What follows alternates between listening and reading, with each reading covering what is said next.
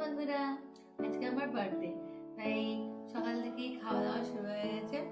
এখন ছোটখাটো একটা মিনি ব্রেকফাস্ট বলতে পারো। এখানে আছে লুচি, লুচির অর্ধেকটা খেয়ে নিয়ে মনে পড়লো একটা সস বানাতে হবে। তো এখানে প্রসাদ রয়েছে, মিষ্টি বলতে প্রসাদ আর লুচি আর দুপুরের আইটেমের মধ্যে থেকে একটা আইটেম, এটা হচ্ছে আলু পোস্ত, যেটা আমার খুব ফেভারিট।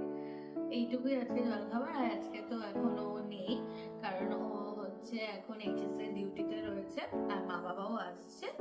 আর শাশুড়ি একটু আগে আশীর্বাদ করে গেল, কারণ আমার রিসেন্টলি একটা অপারেশন হয়েছে, তাই আমি মন্দিরে এবারে যেতে পারি।